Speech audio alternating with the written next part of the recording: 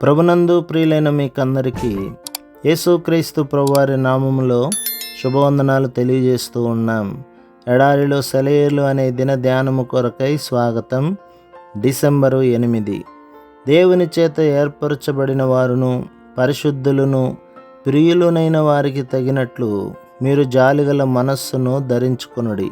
కొలస్సీ పత్రిక 3:12. ఒక వృద్ధుడు ఎక్కడికి వెళ్ళినా ఒక డబ్బాలో నూనె తీసుకువెళ్ళేవాడట.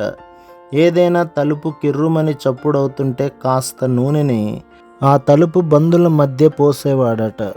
ఏదైనా గడియ తీయడం కాస్త కష్టంగా ఉంటే నూనె రాసి తేలికగా వచ్చేలా చేసేవాడట. ఇలా తన దారిలో కష్టంగా ఉన్న వాటినన్నిటినీ నూనెతో మెత్తన చేస్తూ తన తరువాత వచ్చే వాళ్లకు సౌకర్యంగా ఉండేలా చేసేవాడు.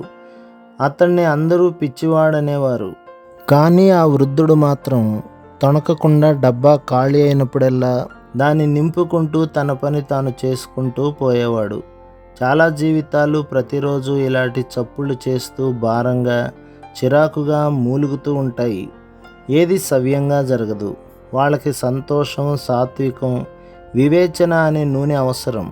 నీ దగ్గర నీ నూనె సీసా ఉందా? నీ సన్నిహితులకి సహాయపడడానికి ఉదయం మొదలుకొని సిద్ధపడి ఉండు. దిగులుగా ఉన్న హృదయానికి ప్రోత్సాహం అనే నూనె రాయి. అది ఆ హృదయానికి ఎంత ఆదరణకరమో కదా. వెన్నుతట్టి లేవనెత్తే ఒక్క మాట. ఆ మాటను పలకడానికి బద్దగించుకు. జీవిత గమనములో మన జీవితం కొన్ని జీవితాలకి ఒక్కసారే ఎదురవుతుంది. అక్కడి నుండి విడిపోయి మరెన్నటికీ కలుసుకోదు. మన దగ్గర ఉన్న జాలి అనే నూనెను కష్టాల్లో ఉన్న అనేకమైన జీవితాల మీద పోసి వాటిలోని ఘర్షణను, రాపిడిని మెత్తగా చేయగలిగితే రక్షకుని విమోచన వాత్సల్యానికి ఆ హృదయాలను సిద్ధపరచగలిగితే మన విధిని మనం నిర్వహించినట్టే. దిగులుగా ఉన్న వ్యక్తితో పలికిన ఒక్క ఆదరణ వాక్యం అతని హృదయంలో సూర్యోదయాన్ని కలుగజేస్తుంది.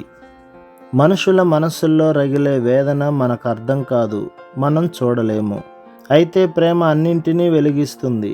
పగులుతున్న గుండెల్ని, రగులుతున్న ఆత్మల్ని దిగులు మాన్పించి సేదదీర్చేలా జాలి చూపిద్దాం. సహోదర ప్రేమ విషయంలో ఒకని యందొకడు అనురాగము గలవారై. రోమాపత్రిక 12:10.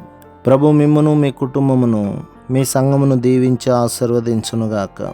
ఆమేన్.